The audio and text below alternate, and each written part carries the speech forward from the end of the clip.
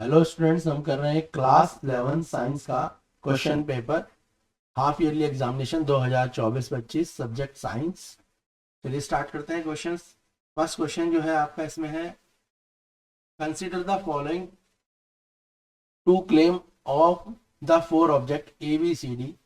चार ऑब्जेक्ट है यहाँ पे ए बी सी डी, जिनमें स्टेटमेंट फर्स्ट में बोला है object A attract object B, और सेकंड में बोला है object C repel object D. और नीचे आपको स्टेटमेंट दिए हैं, बोला है बताओ कि इसमें से कौन सी स्टेटमेंट आपकी ट्रू है या फॉल्स है। तो हमने मैग्नेटिक प्रॉपर्टी पढ़ी हुई है। मैग्नेटिक प्रॉपर्टियां क्या कहती हैं? अपोजिट, जब अपोजिट पोल होते हैं तो वो क्या करते हैं? अट्रैक्ट करते हैं, और जो क्या होते हैं, सेम पोल जो होते हैं वो रिपेल करते हैं। यहाँ पे उसी चीज को चार्ज की फॉर्म में दे दिया है। तो हमारे को पहले में दिया है ए और B have same kind of charge. तो सेम काइंड जब चार्ज होंगे तो वो क्या करेंगे? वो रिपेल करेंगे। जबकि यहाँ पे बोला है ए और बी क्या कर रहे हैं? अट्रैक्ट। तो फर्स्ट वाला जो आपका रीजन है वो गलत हो गया। क्लियर है? ऑप्शन ए जो है आपका वो क्या हो जाएगा? रॉन्ग हो जाएगा। सेकंड में बोला object A and B do not have any kind of charge. अगर उनमें कोई चार्ज ही नहीं होगा तो ना वो अट्रैक्ट करेंगे ना रिपेल करेंगे, इसलिए ऑप्शन बी भी आपका रॉन्ग है। ऑप्शन सी में बोला है object A and B have different kind of charge. हाँ, तो ये करेक्ट है। ऑब्जेक्ट ए और बी अगर उनमें अलग चार्ज होगा तभी वो एक दूसरे से क्या कर पाएंगे? अट्रैक्ट कर पाएंगे। तो ऑब्जेक्ट सी इसका करेक्ट ऑप्शन है। क्लियर हो गया बच्चों? समझ आ गया इसका ऑब्जेक्ट सी कलर ऑप्शन जो करेक्ट ऑप्शन क्यों है। नेक्स्ट क्वेश्चन है, नेक्स्ट क्वेश्चन में बोला है आपसे a pressure P is exerted on a area A due to application of force F. The area आपको क्या निकालना है? क्वेश्चन में एरिया निकालना है। बेटा आपको ना सिर्फ एरिया का फॉर्मूला पता होना चाहिए। आपको पता होना चाहिए प्रेशर क्या होता है। प्रेशर होता है, प्रेशर का फॉर्मूला होता है बेटा फोर्स अपॉन एरिया, यही होता है ना। अब यहाँ पे क्वेश्चन में पूछा क्या है? एरिया निकालना है, ना कि फोर्स निकालना है। देखो अगर हम भी पता है ना, हमने क्या करा, नीचे वन रख के क्रॉस करा तो हम एरिया निकाल पाएंगे। देखो कैसे निकलेगा। तो हमारा जो क्वेश्चन बना, क्वेश्चन क्या बन जाएगा? क्वेश्चन हो जाएगा, क्वेश्चन बन जाएगा यहाँ पे तो एक तरफ F इक्वल टू आ जाएगा आपका प्रेशर इनटू एरिया। क्लियर है? फोर्स किसके बराबर हो जाएगा? प्रेशर इनटू एरिया की। निकालना क्या? एरिया। तो एरिया को तो आप एरिया की जगह पे रहने दो, और जो आपका फोर्स है फोर्स की जगह पे। प्रेशर क्या हो रहा था? यहाँ मल्टीप्लाई हो रहा था, तो दूसरी तरफ क्या हो जाएगा? डिवाइड हो जाएगा। तो एरिया का फॉर्मूला हो जाएगा फोर्स अपॉन प्रेशर। तो एरिया किसके इक्वल हो जाता है? फोर्स अपॉन प्रेशर की। क्लियर आ गया किस तरीके से हमने करा? तो हमें फॉर्मूला याद होगा अगर प्रेशर का, तो हम उससे ही निकाल देंगे। तो इसका आंसर क्या हो जाएगा? अभी समझ आ गया होगा। आंसर क्या निकाला है हमने? Area equal to force upon pressure. Clear है यानी? तो फोर्स अपॉन प्रेशर का ऑप्शन कौन सा हो जाएगा? ऑप्शन बी इसका करेक्ट आंसर हो जाएगा। क्लियर है? नेक्स्ट क्वेश्चन में पूछा है oxides of nitrogen and sulphur cause. तो जो ऑक्साइड होते हैं नाइट्रोजन और सल्फर की, वो क्या कॉज करेंगे? तो ऑप्शन है ड्रॉट, डिफॉरेस्टेशन और फ्लड। देखो ये तीनों काम नहीं होंगे। ड्रॉट का मतलब सूखा, डिफॉरेस्टेशन का मतलब वहां से पेड़ों का कट जाना, फ्लड का मतलब बाढ़ आना। मगर जो ऑक्साइड्स होते हैं नाइट्रोजन के और सल्फर के, वो क्या करते हैं? वो एसिड रेन बनाते हैं। वो क्या बनाते हैं? एसिड रेन बनाते हैं। कैसे? जब केमिकल रिएक्शन होती है, जो नाइट्रोजन और ऑक्सीजन के जो ऑक्साइड्स होते हैं वो क्या करते हैं? केमिकल रिएक्शन करते हैं। क्या करते हैं बेटा? Chemical reaction. CR क्या कर रहे हैं? केमिकल रिएक्शन कर रहे हैं। और उसके बाद जो इन्वायरमेंट में वाटर है, H2O है, O2 है, ठीक है, ये सब क्या हो जा रहे हैं? ये मोर एसिडिक हो जाते हैं। तो जो H2O2 और कुछ केमिकल्स होते हैं एनवायरमेंट में मोर एसिडिक हो जाते हैं, जिसके कारण क्या होता है? एसिड रेन होता है। नेक्स्ट क्वेश्चन पूछा है आपसे, नेक्स्ट में बोला है क्या पूछा? नेक्स्ट में पूछा आपसे which of the following the correct order in describing the descending the frictional force. Order बोला है किसका? डिसेंडिंग में। डिसेंडिंग का मतलब डिक्रीजिंग ऑर्डर में। तो आपसे बोला है फ्रिक्शन फोर्स बतानी है आपको डिसेंडिंग ऑर्डर में, यानी सबसे पहले सबसे ज्यादा जिसमें फ्रिक्शन फोर्स है, फिर उसके कम, और फिर उससे कम। तो देखो सबसे ज्यादा फ्रिक्शन फोर्स किसमें होती है? सबसे ज्यादा फ्रिक्शन फोर्स बेटा होती है आपकी स्टैटिक फ्रिक्शन में, और स्टैटिक फ्रिक्शन के बाद आता है स्लाइडिंग फ्रिक्शन, और लास्ट में होता है रोलिंग फ्रिक्शन। देखो स्टैटिक एक जगह पे स्टैट होना, खड़ा होना। स्लाइडिंग फ्रिक्शन आपको देखा स्लाइडर लगे होते हैं घर में, और रोलिंग फ्रिक्शन जब हम किसी चीज के नीचे टायर वगैरह लगा देते हैं। तो इसका ऑप्शन क्या हो जाएगा? ऑप्शन ए हो जाएगा। क्लियर है आपको? तो सबसे ज्यादा फोर्स किसमें होगी? स्टैटिक में। सेकंड नंबर पे आएगा स्लाइडिंग और थर्ड नंबर पे आएगा रोलिंग। क्लियर है? तो ऑप्शन क्वेश्चन नंबर 4 का आएगा ऑप्शन 4। नेक्स्ट क्वेश्चन में फिफ्थ है, फिफ्थ में बोला है complete the given analogy. Analogy complete करनी है। तो यहाँ पे दे रखा है कर्ड। कर्ड किससे बनता है? कर्ड से बनता है लैक्टोबैसिलस बैक्टीरिया। दही में क्या होता है? Lactobacillus bacteria. नींबू में क्या होता है? ऐसे दही में होता है। दही में क्या होता है? लैक्टोबैसिलस। तो बोला केक में क्या होता है? तो केक में ईस्ट होता है। हमारे को वैसे भी पता है केक में, ब्रेड में, इन सारी चीजों में कौन क्या होता है? केक में, ब्रेड वगैरह में जो होता है ईस्ट होता है। कौन सा होता है? ईस्ट करके होता है। तो इसका ऑप्शन होना चाहिए ईस्ट। चेक कर लेते हैं। ठीक है, जो इसका करेक्ट ऑप्शन होगा वो क्या होगा? वो ईस्ट होगा। अभी देख लेते हैं ये करेक्ट ऑप्शन कहाँ चले गए। एक मिनट वेट करते हैं। क्वेश्चन फिफ्थ है ये। ठीक है बच्चों, इसका ऑप्शन आएगा ईस्ट। क्वेश्चन नंबर जो 6 है इसका आंसर हो जाएगा ईस्ट, ऑप्शन डी। क्या हो जाएगा? Option D. आंसर क्या हो जाएगा? East, option D. क्लियर है? नेक्स्ट क्वेश्चन नंबर 6 हो जाए पीसीआरए की फुल फॉर्म बताओ। PCR stand for. तो पीसीआरए की फुल फॉर्म पूछी गई है। क्वेश्चन 6 में क्या पूछी आपने? पीसीआरए की फुल फॉर्म। तो पीसीआरए होता है petroleum conservation reserve search association. Petroleum conservation research association. Petrol को कैसे बचाया जाए उसके लिए जो रिसर्च करते हैं उसको फुल फॉर्म, उसकी जो शॉर्ट फॉर्म होती है PCRA, petroleum conservation research association. Question number 7, which of the following is not the traditional system of irrigation. Traditional का मतलब पुराना। कौन सा ऐसा पुराना तरीका है इरिगेशन का जो इनमें से नहीं है? तो ड्रिप सिस्टम जो है ये लेटेस्ट तरीका है। तो ड्रिप इरिगेशन ये क्या है? एडवांस तरीका। ड्रिप इरिगेशन क्या है? ये एक एडवांस तरीका। कौन सा तरीका है? एडवांस। और आपसे क्वेश्चन में क्या पूछा है बेटा? आपसे पूछा ओल्ड। तो इसका ऑप्शन आ जाएगा option B. Drip irrigation is a modern method not a tradition. तो ड्रिप इरिगेशन सिस्टम का करेक्ट ऑप्शन है। ठीक है, नेक्स्ट है the substance having high calorific value. कौन सी ऐसा सब्सटेंस है जिसकी कैलोरीफिक वैल्यू हाई है? क्वेश्चन नंबर 8 में। तो देखो हाई कैलोरीफिक का मतलब जो जल्दी से आग पकड़ ले उसे बोलेंगे हाई कैलोरीफिक वैल्यू। तो यहाँ पे हाइड्रोजन है जिसकी हाई कैलोरीफिक वैल्यू है। क्लियर हो गया? हाई कैलोरीफिक वैल्यू किसकी है? हाइड्रोजन की हाई कैलोरीफिक वैल्यू है। याद रखना, बहुत सारे बच्चे इसमें एलपीजी या सीएनजी लिखाते हैं, वो गलत है। हाइड्रोजन क्या है? उसी की हाई कैलोरीफिक वैल्यू होती है। क्लियर है? यहाँ तक बच्चे समझ आया आपको? नेक्स्ट देखेंगे। नेक्स्ट क्या है आपका? When a balloon is rubbed with hair it sticks to wall due to. हमने देखा है कि जब हम बलून को अपने सर पे खींचते हैं तो उसके बाद उसमें फोर्स जनरेट होता है जिससे कारण वो दीवार पे आसानी से चिपक जाता है, या अगर हम पेंसिल को भी करें तो पेंसिल पे कागज चिपकने लगते हैं। तो ग्रेविटेशन फोर्स तो वो हो नहीं सकता, क्योंकि ग्रेविटेशन फोर्स कौन सी फोर्स होती है? जो अर्थ लगाती है। क्लियर है? समझ आ गया? मैग्नेटिक फोर्स कौन सी फोर्स होती है? जो मैग्नेट से लगती है। तो क्या हम बलून को जब हमने सर से खींचते हैं उसमें मैग्नेट आ जाती है? नहीं, कोई मैग्नेट थोड़ी बन जाती है। तो वो फोर्स कौन सी है? उसमें इलेक्ट्रॉन एक्टिव हो जाते हैं। क्या एक्टिव हो जाते हैं? इलेक्ट्रॉन। तो वो फोर्स कौन सी हो जाएगी? Electrostatic force. तो जब भी हम बैलून को या पेंसिल को अपने हेयर्स में रब करते हैं तो उसमें इलेक्ट्रॉन क्या हो जाते हैं? इंक्रीज हो जाते हैं, इलेक्ट्रॉन एक्टिव हो जाते हैं। तो फोर्स का नाम क्या है? उस फोर्स का नाम है बेटा आपका इलेक्ट्रोस्टैटिक फोर्स। क्लियर हो गया? आपको ये बात समझ आई नहीं आई? तो उस फोर्स को क्या बोलेंगे? Electrostatic force. नेक्स्ट क्वेश्चन है हमारा striker move longer distance on carrom when. जो स्ट्राइकर है, समझते हैं ना, जो हम कैरम बोर्ड खेलते हैं तो उसमें स्ट्राइकर होता है ना, वो लॉन्गेस्ट डिस्टेंस कब कवर करेगा? तो बोला है स्ट्राइकर इज ओल्ड, जब स्ट्राइकर ओल्ड हो, पुराना हो जाए। स्ट्राइकर इज न्यू, जब स्ट्राइकर नया हो। या carrom board is neat and clean.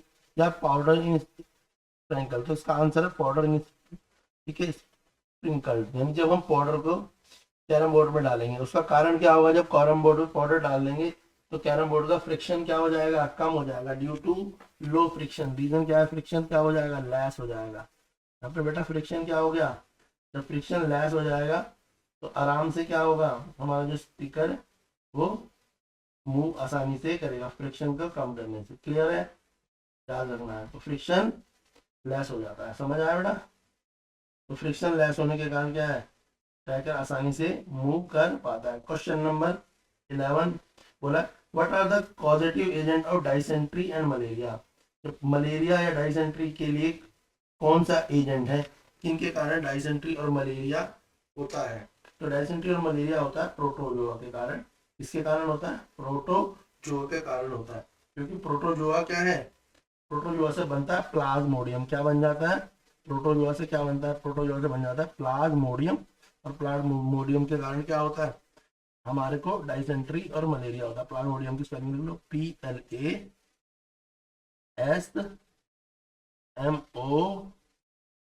PLASMODIUM। तो कई बार पूछ लेंगे रीजन क्या है, तो रीजन है प्लाज्मोडियम। अब प्लाज्मोडियम किसके कारण बनता है? प्रोटोजोआ। प्रोटोजोआ से प्लाज्मोडियम बनता है। देन क्या होता है? जो भी आदमी है या औरत है या लड़का लड़की, वो किस चीज से सफर करते हैं? डाइसेंट्री और मलेरिया नामक बीमारी से वो परेशान रहते हैं। क्लियर है? नेक्स्ट क्वेश्चन देखेंगे। नेक्स्ट आपके असर्शन रीजन है। असर्शन रीजन फर्स्ट देखो, बोला है question number 12, friction is necessary evil. बोला है जो फ्रिक्शन है एक नेसेसरी इविल है। बिल्कुल सही है क्योंकि फ्रिक्शन फोर्स के कारण ही हम चल पाते हैं, मगर फ्रिक्शन के कारण ही हमारे जूते के सोल घिस जाते हैं, गाड़ी के टायर घिस जाते हैं, पेन की इंक खत्म हो जाती है। तो रीजन ट्रू है आपका।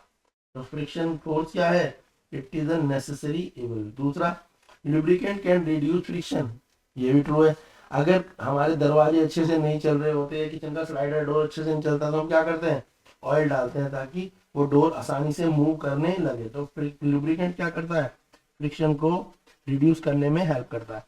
तो इसका असर्शन और रीजन दोनों ट्रू है, एक्सप्लेनेशन भी ट्रू है। तो इसका ऑप्शन क्या हो जाएगा? ए हो जाएगा। ये तो आप ऐसे भी समझ जाएंगे। नेक्स्ट है 13, most destructive earthquake have magnitude less than 7 on Richter scale. ये कह रहा है आज तक का दुनिया का जो सबसे खतरनाक अर्थक्वेक आया डिस्ट्रक्टिव, जिसने खूब नुकसान करा, उसके जो स्पीड थी वो कितनी थी? 7 थी रिक्टर स्केल पे। तो ये फॉल्स है। उसकी 7 से ज्यादा जो है अर्थक्वेक की क्या थी? 7 से ज्यादा वो तेज था, यानी 7 तो कम है, उससे भी ज्यादा तेज कहाँ आया था? नेपाल में भी आया था, चाइना में भी आया था। क्लियर है? तो इसका असर्शन क्या है? गलत है। इसका फिर रीजन दिया हुआ है, we should stay away from the tall building during an earthquake. बिल्कुल ठीक है, रीजन इसका ट्रू है। हमें क्या होना चाहिए? अर्थक्वेक जब आता है तो बड़ी बिल्डिंगों से दूर हो जाना चाहिए, क्योंकि बड़ी बिल्डिंगों में के पास रहने से खतरा हो सकता है, उसके नीचे आके दब के मर सकते हैं। तो इसका असर्शन रॉन्ग है, रीजन ट्रू है। इसका ऑप्शन सी होना चाहिए। नेक्स्ट देखो, मुझे बोला है pasteurisation milk can be consume without boiling. तो जो पास्चराइजेशन मिल्क यानी जो हम थैली से मिल्क लेते हैं अमूल का, मदर डेयरी का, वो पास्चराइज्ड मिल्क होता है। क्या हम उसे बिना गर्म करे पी सकते हैं? बिल्कुल ठीक है, असर्शन इसका ठीक है, हम उसे बिना गर्म करे पी सकते हैं। ट्रू है। रीजन है pasteurisation milk is free from microbes. ये फॉल्स है। पास्चराइजेशन जो मिल्क होता है उसमें माइक्रोब्स होते हैं। माइक्रोब्स नहीं होंगे तो हम उसे पियेंगे क्यों? क्योंकि हर मिल्क में लैक्टोबैसिलस बैक्टीरिया होता है, वो एक माइक्रोब है बस, मगर उसमें हार्मफुल माइक्रोब्स नहीं होते। तो अगर बोला जाता है इसमें कि pasteurisation milk is free from harmful microbes, तो हम इसको ट्रू करते, मगर इसमें बोला है pasteurisation milk is free from microbes, तो इसीलिए ये फॉल्स है। क्यों क्यों फॉल्स है? क्योंकि माइक्रोब्स तो मिल्क में होंगे तभी तो मिल्क बेनिफिशियल होगा। अगर उसमें माइक्रोब्स ही नहीं होंगे तो फिर हम उसको पियेंगे तो पानी हो जाएगा। क्लियर है? तो इसका जो रीजन है वो फॉल्स है। हम करते हैं सेक्शन बी। शॉर्ट क्वेश्चन है, 2 मार्क्स के। फर्स्ट क्वेश्चन है डिफरेंस बिटवीन फर्टिलाइजर्स और मैन्योर। तो मैन्योर और फर्टिलाइजर का आपसे डिफरेंस पूछा गया है। क्वेश्चन है आपका difference between fertilisers and manure. तो जो फर्टिलाइजर और मैन्योर है उसके डिफरेंस क्या है? तो manure is an organic substance. Manure क्या होता है? ऑर्गेनिक सब्सटेंस है, यानी नेचर से बनता है।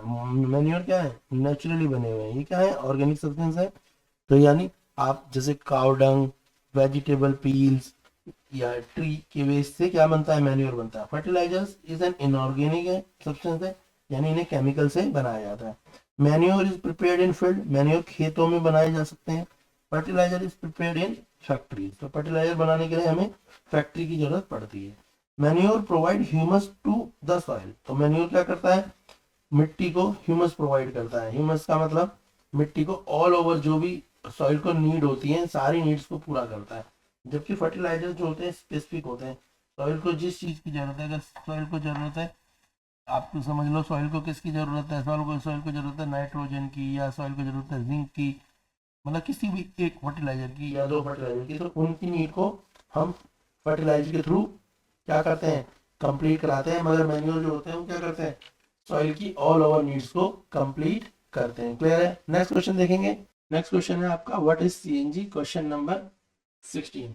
तो बोला सीएनजी क्या होता है और सीएनजी की फुल फॉर्म बताओ। तो फर्स्ट ऑफ ऑल सीएनजी की फुल फॉर्म होती है compressed natural gas, COMPRESSED, compressed natural gas, it is stand for CNG। फिर बोला है why it is considered to be better fuel than petrol। CNG को हम पेट्रोल और डीजल से अच्छा फ्यूल क्यों मानते हैं, तो पेट्रोल और डीजल क्या करते हैं, burning produce black smoke with many poisonous gases. तो जो पेट्रोल और डीजल है वो क्या करते हैं, वो स्मोक छोड़ते हैं, ब्लैक स्मोक छोड़ते हैं, जिसमें क्या होता है, जो पॉइजनस होती है, ठीक है ना। उसकी जगह पे CNG does not produce any poisonous gas, CNG कोई भी पॉइजनस गैस नहीं छोड़ती। तो सीएनजी क्या है, क्लीन फ्यूल है, ठीक है। तो it does not cause any pollution. तो हम क्या लिखेंगे, पहले तो सीएनजी की full form compressed natural gas, फिर लिख देंगे पेट्रोल या पेट्रोल डीजल जो है बर्निंग प्रोड्यूस ब्लैक स्मोक, की काला धुआं छोड़ते हैं। क्या छोड़ते हैं, काला धुआं छोड़ते हैं, विच कॉज एनवायरमेंटल पॉल्यूशन, जिससे एनवायरमेंटल पॉल्यूशन होता है। दूसरी तरफ सीएनजी में लिख देंगे CNG does not produce any poisonous gas और it is a clean fuel और it does not cause any environmental pollution। ठीक है, इसका करेक्ट आंसर होगा क्वेश्चन नंबर 16। क्वेश्चन नंबर 17 देखेंगे। तो क्वेश्चन नंबर 17 का है हमारा क्वेश्चन नंबर 17 में आपसे पूछा है explain why sportsman use shoes with spikes. तो स्पोर्ट्स पर्सन जो होते हैं अपने शूज को में उनके शूज में स्पाइक्स क्यों लगे हुए होते हैं। तो स्पोर्ट्समैन ऐसे शूज क्यों पहनते हैं जिनमें स्पाइक्स लगे होते हैं। तो आंसर इसका spikes will provide large friction. तो रीजन क्या है, स्पाइक्स जो होते हैं वो क्या करते हैं, लार्ज फ्रिक्शन जो है बढ़ा देते हैं, यानी फ्रिक्शन फोर्स बढ़ जाएगा शूज में अगर स्पाइक्स लगे होंगे देन नॉर्मल शूज। तो यानी जब जो स्पोर्ट्स पर्सन होते हैं वो जब रनिंग करते हैं तो उनके फिसलने का जो चांस रहता है, स्लिपिंग होने का चांस रहता है, तो इसलिए वो ऐसे शूज पहनते हैं जिनमें क्या लगे होते हैं, स्पाइक्स होते हैं। और इसका आंसर होगा to increase large friction force. ये लाइन जरूर लिखनी है। तो लार्ज फ्रिक्शन फोर्स बढ़ाने के लिए क्या करते हैं, स्पाइक लिखते हैं। उसके बाद आप लिख सकते हैं spike will help the preventing the sports player, जिसके कारण स्पोर्ट्स प्लेयर जो प्रिवेंट होता है, बच जाता है स्लिप होने से, फिसलने से ग्राउंड में। और इसका मेन आंसर क्या है, इसका मेन आंसर है large friction force.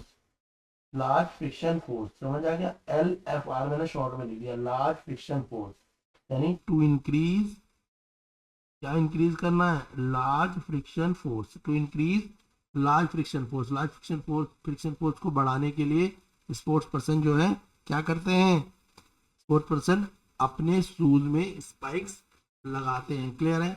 Next question करेंगे। हमारा नेक्स्ट क्वेश्चन है क्वेश्चन नंबर 18 में आपसे पूछा है Raju place a thick round of piece of cloth on his head to carry heavy load, explain. तो राजू एक आदमी है जो अपने सर पे एक मोटा कपड़े का गलछा रख लेता है जब भी वो कोई वजनदार चीज उठाता है। ऐसा क्यों करता है? तो इसका